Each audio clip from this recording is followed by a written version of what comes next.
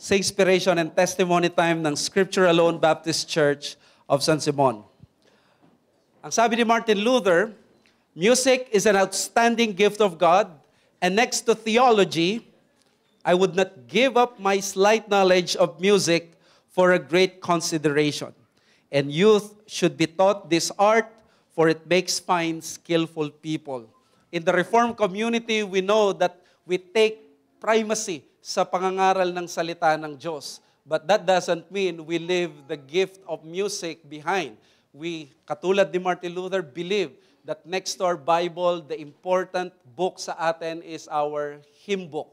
And behind this hymn book, or sa loob ng hymn book na ito, are songs that are not just made to make some albums. Some are made by modern Christians, but of course, some are the experiences of the people of God. Katulad ng Psalms, they are oozing with theology ng kanilang pananaw sa Diyos, the biblical, and also sa kanilang karanasan sa biyaya ng Diyos. That is why it is so important sa ganitong pagkakataon that we will hear yung mga performances, but not only performances, but I hope mag-resonate ito sa ating lahat.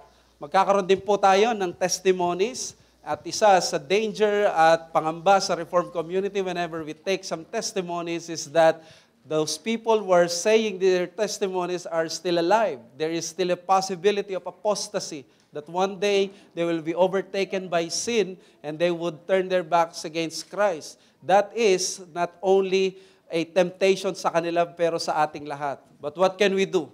We have to strengthen ourselves seeing yung biyaya ng Diyos hindi lang sa mga taong ito. In other words, I encourage you to listen to the testimonies, and also sa mga nagte-testimony, we do not lift up our name, our testimonies, because they are testimonies of the grace of God. At nawa, kahit sa kakulangan natin, sa biyaya ng Diyos na hindi pa tayo ma-perfect, mapunta sa glorification, we can at least celebrate and thank God sa mga paggawa niya sa ating mga buhay. So to start that, we want to go sa ating mga awitin at sa mga testimony time. Let us call yung tapos na yung 4,000 tongues? Okay na? Okay. So, para sa ating testimony time, ang ating tatawagin ko ang isang kapatid na naging member last year. May mga pagsubok siyang naranasan. But I'm so happy na siya ay finally makakatayo dito to give her testimony. Ang pangalan niya, siya ay taga-Apalit, Pampanga. At dati siyang member sa isang church na bahagi ng G12. At siya ay may anak, si Amber, kasama natin. At isa siya sa laking blessing dito sa ministry, nag-encourage sa mga kasama niya nung sila ay lumipat dito sa SIBC. Ang pangalan niya ay si Sister Betsaida Apostol. Tawagin natin si Sister Beth.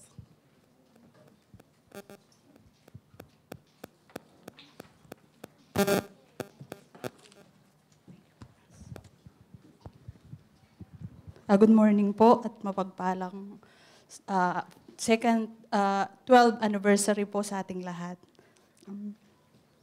Ako po si Betsaida Apostol, dating uma-attend sa isang charismatic group na under din sa umbrella ng G12 movement. Karaniwan na lang sa aming iglesia na makita na tumatayo bilang preacher ang mga babae na kung saan ang head namin ay isang pastora. Bilang committed attendee at di nagtagal at naging isang leader na rin ng iglesia, they allow me to preach sa youth service hapon. Pero ngayon po hindi ako magpipreach, magte-testimony lang po. I grabbed this opportunity para ma-develop at mag-grow pa ang aking pananampalataya kahit na walang sapat na pag-aaral patungkol sa Biblia. Believing na nakakatayo lamang dahil sa biyaya ng Diyos and will continue it 4 years. October 21, nag-decide ang tumatayong pastor sa aming iglesia na mag-resign as the church start questioning him that he is preaching Reformed theology. the 5 solas. And it's against sa kanilang confession of faith, which is also new to us, na ngayon lamang din po namin narinig. In God's providence, with the help and guidance ng aming dating pastor, si Pastor Lyle Quito, encouraging us to attend na lamang sa Reformed Church, which is the Scripture Alone Baptist Church of San Simon, stating na humanap ka ng church na hindi malapit sa bahay mo, kundi malapit sa turo ng salita ng Diyos. Sa unang pagkakataon na makapakinig ng worship service, napakalaking pagkakaiba na ang aking nasaksihan sa dati naming kinagisnan. Sa mga awit na God-glorifying, not man-centered, preaching that does not tickle to my ears, but instead confronted and converted heart. Pangangaral na nahahayag si Kristo at kagandahang loob niya sa mga katulad ko na makasalanan. Personally, on that day, I asked the Lord in prayer to help me to understand. Dahil napakaraming simpleng tanong ang nag-aray sa akin na sa tagal kong pagiging Kristiyano ay hindi ko masagot. In God's will and providence, nagkaroon ng Apalit Bible Study led by Pastor Ramen together with other members ng iglesia, addressing yung mga practices at doctrines na na-impart sa amin for how many years. Gradually, naging malinaw sa akin at sa mga kasamahan ko ang mga mapaghimagsik, taliwas na gawain na ginagawa ko mismo at ng aming simbahan sa salita ng Diyos. Naging pagpapala din sa amin ang pagdalo namin every Sunday worship sa iglesia na nagdulot sa amin na manabik at mauhaw pa sa salita ng Diyos. Sa biyaya ng Diyos, May 15, 2022, last year, naging ganap na covenant member ako sa local na pananambahan ng SABC. Isang malaking pagpapala ang buong iglesia sa amin. Salamat sa habag at biyaya ng Diyos at niloob niya na we spent the whole day na sa Sunday ng iglesia. I remember one situation na sobrang nagdulot sa akin para mag-worry at mag-struggle for problem. Ako kasi yung tipo na hindi nagsasabi sa iba maliban sa aking asawa. The next morning, what I really appreciate the most and grateful sa Diyos ay may nag-text na kapatid sa akin. Hindi po siya nangungutang at hindi rin po naniningil. Ganito yung text niya, "Kamusta ka na ate? Ano po ang pwede kong ipanalangin ko para sa inyo?" When I saw and read this message, napaiyak ako. Simple, pero tapat na pangungusap. What a gracious Abba Father He is, using His people to remind me that I am not alone. As Galatians 6:2 says, I have my brother and sisters in faith, united in praying to lift one another, encourage, bear one each other burdens. At simula po noon, nakaka-attend na din ng mga prayer meeting every Tuesday. At nakita ko nga po doon ang kahalagahan ng sama-samang pananalangin dahil ito'y isang malinaw na ebidensya na ipinagbubuklod ng isang pananampalataya sa pamamagitan ni Kristo. April 1, 2023 this year, another season in my life came. My husband died of heart attack. I was shocked that I do not understand the situation. I feel empty, discouraged, broken, and weak. Until Pastor Ramen and his family came to our house to comfort me and remind me how great is our God and to look upon Him. His word will not fail me, that He is promised. Jesus knows your weakness. He will provide His abounding grace and mercy in the time I need it the most. What I really appreciate more is in the funeral service, we sang a comforting song. Whatever my God ordained is right, He never will deceive me. He leads me by the proper path. I know He will not leave me. I take content what He has sent. His hand can turn my grips away, and patiently I wait His day. Sa oras na yon, nagdulot ito ng kaliwanagan sa aking kaisipan. At muling tiniyak ang aking pananampalataya kay Jesus. That everything God's ordained is appropriate. This is not my control, but it is under the control of the authority, sovereign God. As Job chapter 2 verse 10, will I accept only good things from God and not accept adversity and disaster, which I deserve the wrath of God because of my sin? One preacher said, "Thank God for the word season. It is not permanent, but it's changing. Yet remember, God's never change." Na-witness ko din po yung unity ng buong iglesia na halos mapuno ang aming bahay, showing their sympathy and love for us. Nagpapasalamat din po ako sa Diyos sa mga means of grace through His church, preaching of the word, prayer, baptism, and Lord's Supper, at naging partaker na din po ako every first Sunday. Naging blessing din po sa akin bilang magulang ang pagtuturo ng catechism ni Pastor Ramen sa Sunday School bilang isang single parent na naging malaking challenge po sa akin ito as Proverbs 22:6 says. Na ngayon na pinadownload din po sa akin yung app na Creed and Confession na nagagamit ko ngayon bilang guide, lalo na yung Kitsch Catechism. Sa pamamagitan po nito, nararamdaman ko ang gabay at suporta ng buong iglesia.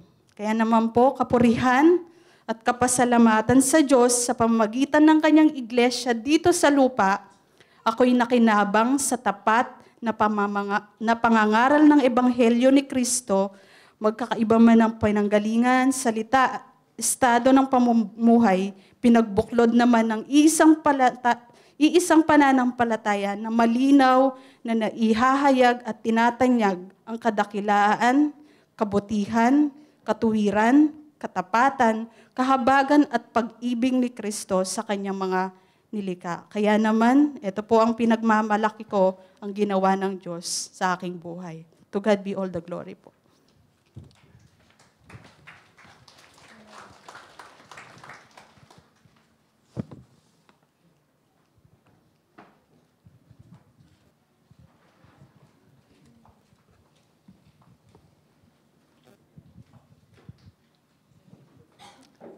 Napakabuti ng Diyos, niloob niya na hindi lang tayo ma-encourage sa mismong relasyon natin sa Diyos, kundi pati sa relasyon natin sa ating kapatiran, no matter how lacking we are sa mga graces na meron si Kristo.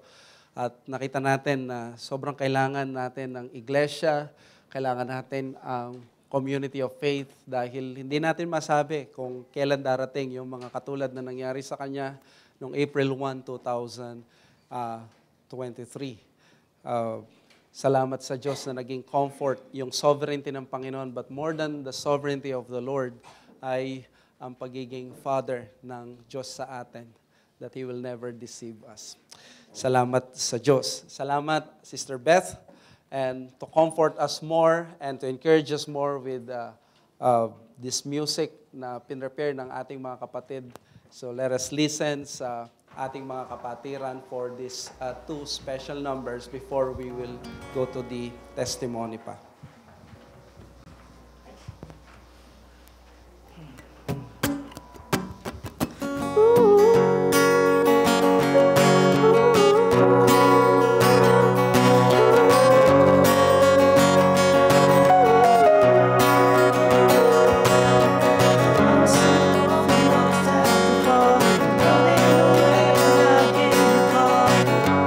What are you worth your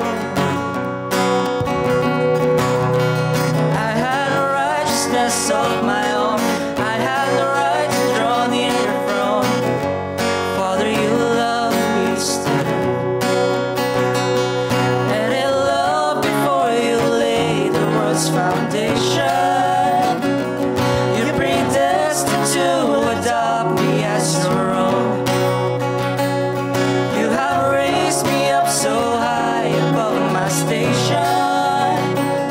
I'm a child of God by grace and grace alone.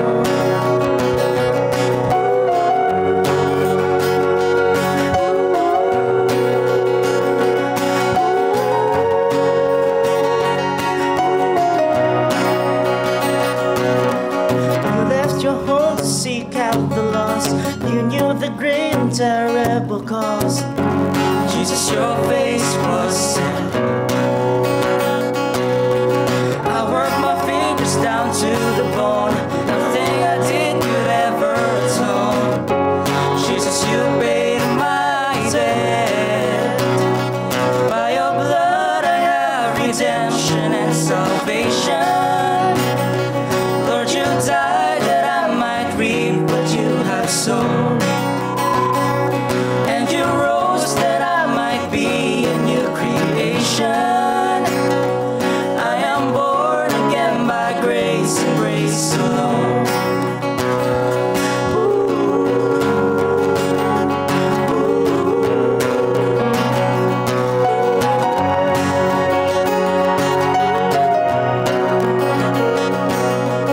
I was in darkness all of my life. I never knew the day from the night.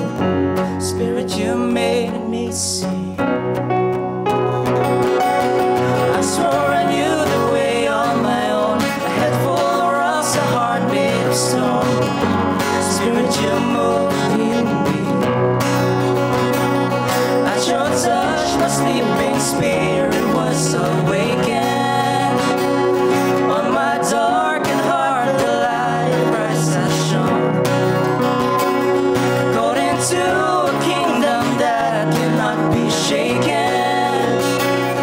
Heaven's citizen by grace and grace alone. So I'll stand in faith by grace and grace alone. I will run the race by grace and grace alone.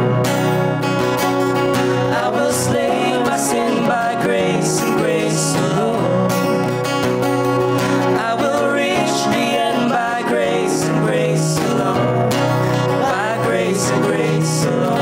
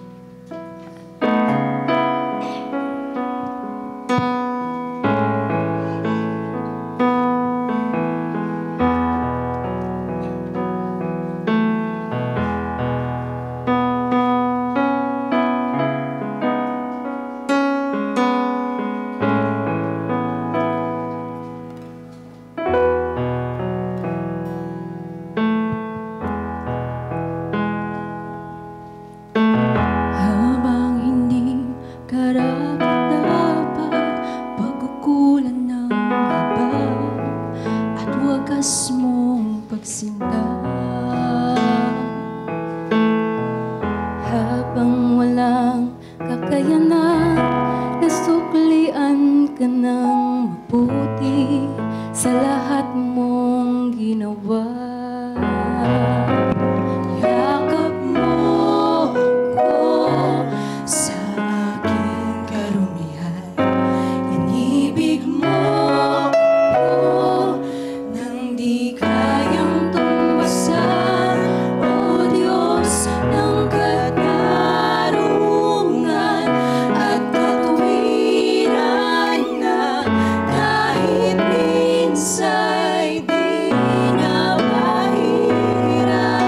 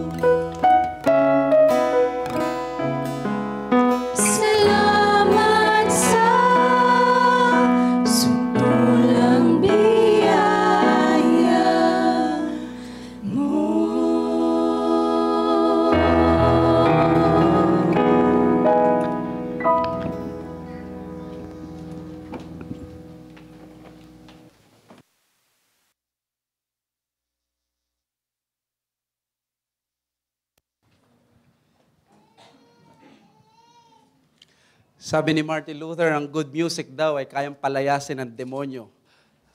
So sana maraming nawala na. But salamat sa Diyos sa napakaganda musika. In fact, if we are not able to appreciate music according to Luther, ang dapat daw sa atin ay ang tunog ng mga baboy, ang mga hayop. That is the reason isang reason bakit nilikha ng Diyos ang music. Salamat kung ang music na naririnig natin ay higit pa sa musika lang or melody, but it has those powerful truths that has changed our life. Thank you so much sa mga kapatid namin na umawit, that truths na nailagay sa tamang lyrics, but now the power of the grace of God na nailagay sa buhay. We will hear a testimony from a couple na member namin this year lamang, April 9, 2023, ang isa sa napakagandang blessing ng Diyos sa church when there is a new member na naidadagdag, we are all joyous and rejoicing, and we remember how many times we have prayed for these people na makasama natin sa iglesia. This couple is one of those people na we have raised the throne of heaven to really pray for this couple na maging member namin dito sa iglesia. We will hear the testimony of Brother Serene and Creza Faustino.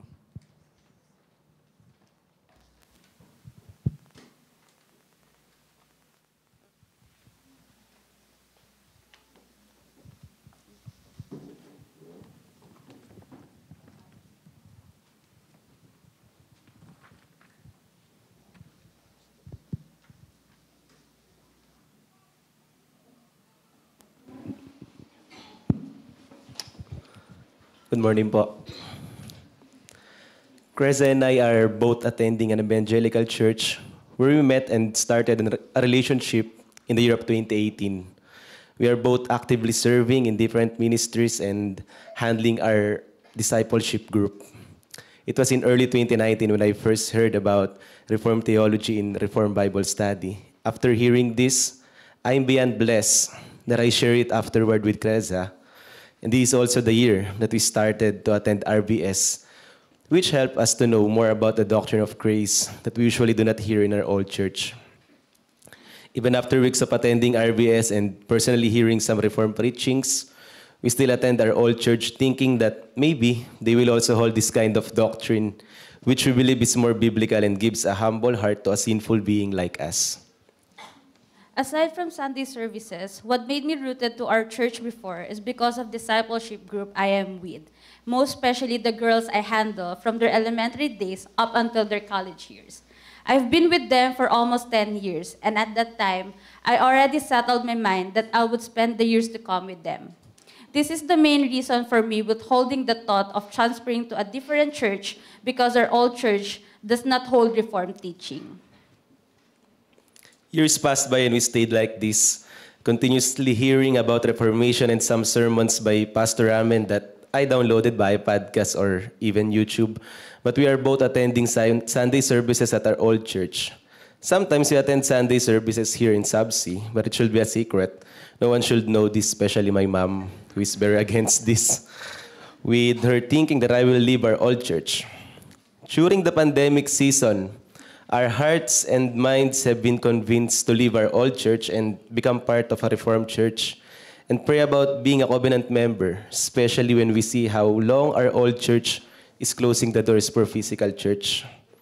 Personally, sinubukan kong pakinggan ang sabay ang preaching ng dating church namin at pinakinggan din ang preaching sa Sabsi. But then, like everyone's experience, after hearing a preaching with rich theology, I find it hard to listen sa mga preachings ng old church namin. On the other hand, mas nakita ko naman ang mas malalim at makahulugang preaching sa Reformed Church dito sa Sabsi.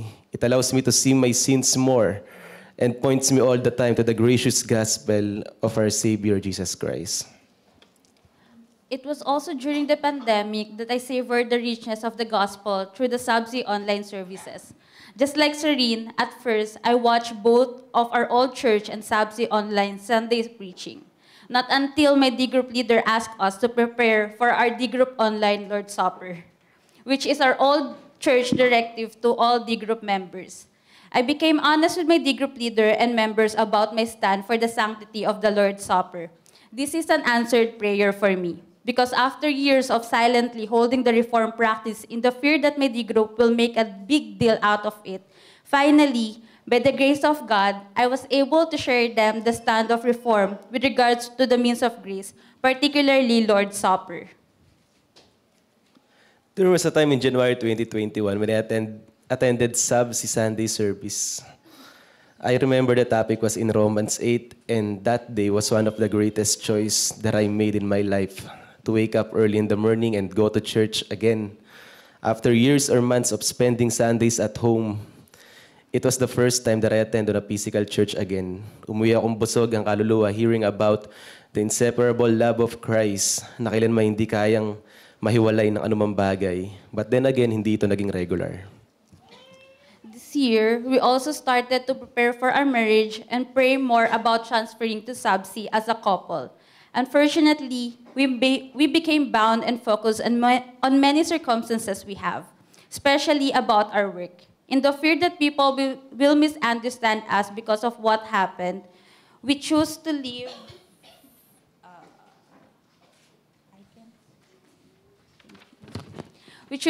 privately and quietly, facing our problems without the help of others, without sharing our burdens, most especially without asking for prayers. This is also the reason we chose to have our civil wedding privately last February 2022. For months, we became people branded as Christians, but no place called church to hear the word. Longing to hear the word of God, tired spiritually and burned out, we attended again Sunday service here in Sabsi in September last year. But it was not in our plan to continue as we wanted to settle some issues in our personal and corporate lives first. But by the providence of God, He did not let us stay on that path again. He used one of our brothers here to experience and see the grace of God in our lives as a couple. Because of our conversation, I became more convinced to continue attending Sunday services. Sunday messages were both a challenge and blessing for us.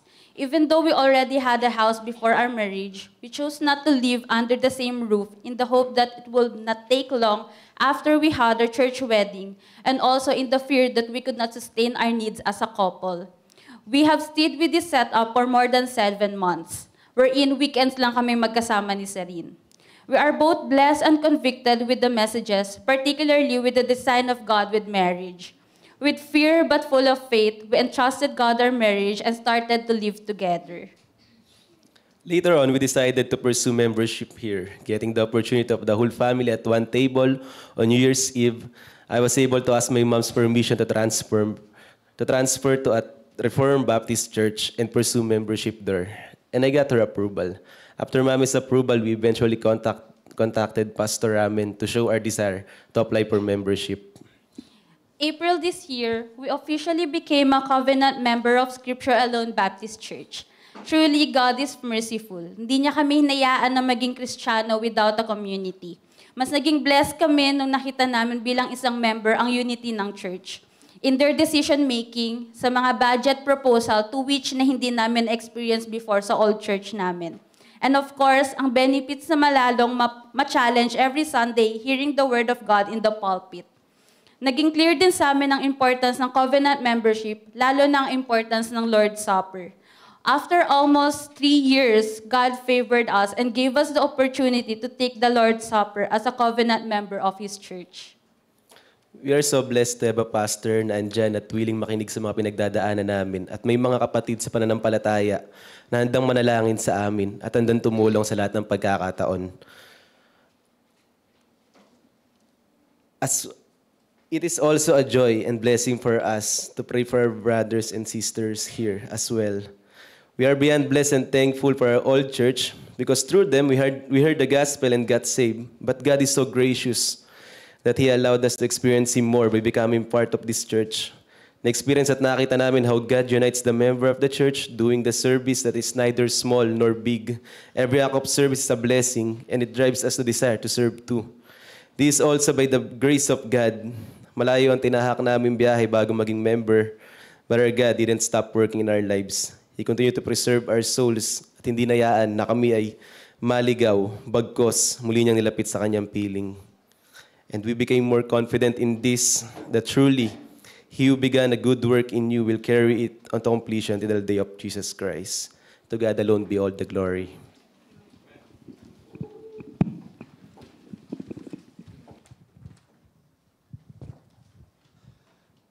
Thank you, Serene at Cresa.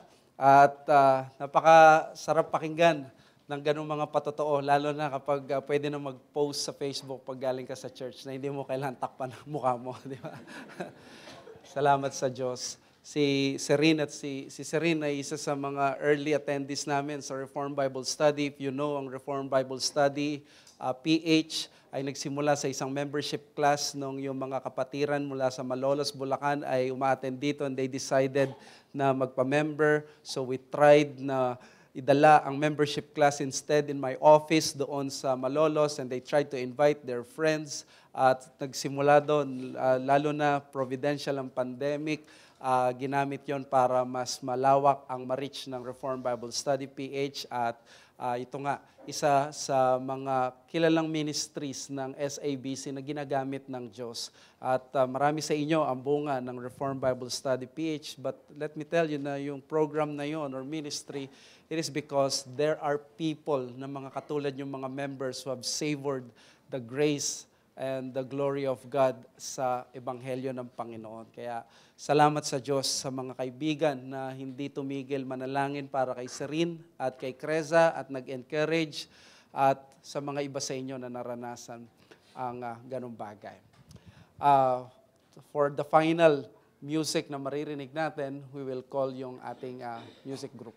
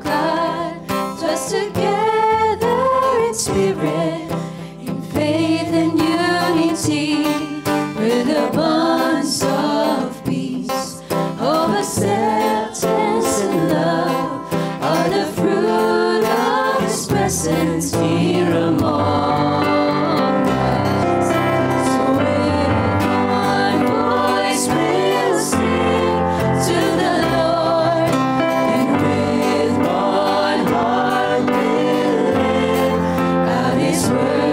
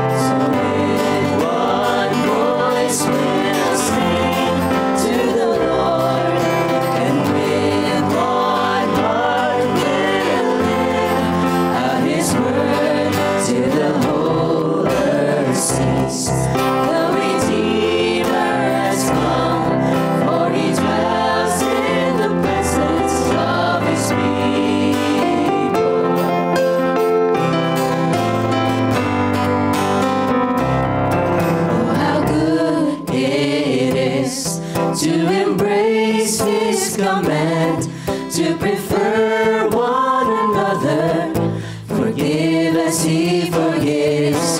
When we live as one, we will share in the love of the Son with the Father and the Spirit. So with one voice we'll sing to the Lord, and with one heart we'll live out His word till the whole earth sees. The Redeemer has come, for He dwells in the presence of His people. So with one voice we'll sing to the Lord, and with one heart we'll live out His word till the whole earth sees. The Redeemer has come, for He dwells in the presence of His people.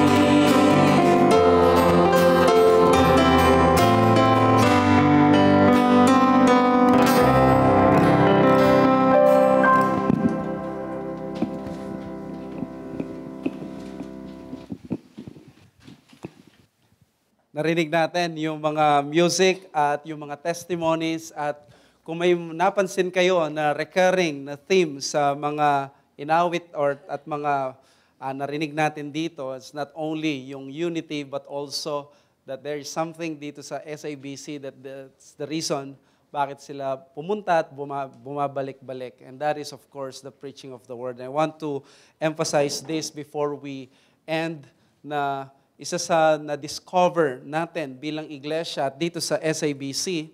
Kung pupunta ka sa SABC, we are just like every church. We are both sinful people na nag-struggle sa aming mga sarili to always be like the Lord Jesus Christ, and it is always a daunting task sa amin. But why people are keep coming here? Because katulad ng aming mga naging conversation this week, and even sa mga preachers, we had a fellowship last Friday, every time that the Word of God is preached sa pulpit, probably pag umaten ka dito, darating ang araw, you would see yung mga imperfections ng mga ibang members. You would even see yung some hypocrisies. You would even see yung inconsistencies sa mga kapatid mo or even sa sarili mo. But there's one thing na nakikita natin sa isang church. As long as the pulpit preaches the pure Word of God, mawawala unti-unti, makisker yung mga bagay, mga residual ng remaining sin ng tao. It's just like water na nagpo-pour out after many years. Kahit semento yan, mabubutas yan. And that is the power of the preaching of the Word. When we started yung Reformation in 2011, we reformed our doctrine. But the more daunting task is the reformation of the inward man. That is to be like Jesus Christ. Because we know, kung walang magiging transformation sa character, sa sarili natin, we will not fight for our holiness to be like the Lord Jesus Christ. All this theology would be empty at walang kahihinatnan. So may the Lord be pleased not only to reform our theology, but also the character of the inward man. Let us all stand up, please, and let us pray. Our Heavenly Father, we thank you sa narinig namin ng mga patotoo. Ito ay patotoo hindi lang ng mga tao na nakaranas ng iyong biyaya. Ito ay patotoo ng Diyos na sinasamba namin, that He is a true God who keeps on changing, transforming people na mga makasalanan from the kingdom of darkness to the kingdom of His dear Son. There's nothing special externally, but there is one thing that SABC should continue to embrace, and that is the treasure of the gospel in earthen vessels. And Lord, how thankful we are na sa kabila ng resources na meron ka, na pwede mong utusan ng mga anghel, utusan ng mga ibang creatures, but you have made it and you planned that your precious gospel be proclaimed by the church that is filled with people who are righteous by Christ, but who still have these remaining sins. At dahil dito, nagkakaroon kami ng mga tensyon, nagkakaroon kami ng inadequacy sa amin, nalulungkot kami sa aming mga nakikita na mga pagsubok sa buhay namin. But then, Lord, katulad ng song that we just recently heard and enjoyed, how beautiful it is for the brethren to dwell together in unity. How can we not be united when the God that we serve is not a single person God, but a triune God, a three-person God in whose unity we all enjoy and we all exist. Salamat, Panginoon, at nawa ma-point kami sa mga songs na ito at sa mga testimonies, not to the people who performed and told us these testimonies, but may they be signboards, posts pointing us to the Lord Jesus Christ. How beautiful is Christ, how He lacks nothing in this world, and how we will lack everything without the Lord Jesus Christ. Make Christ more beautiful in SABC, not by making us a perfect church, but making us a church that aims to put Christ in the center of our lives and in our ministry. May your name be glorified. We ask this in Jesus' name. Amen. We will have our break po at may pinrepare na food ang mga kapatid natin.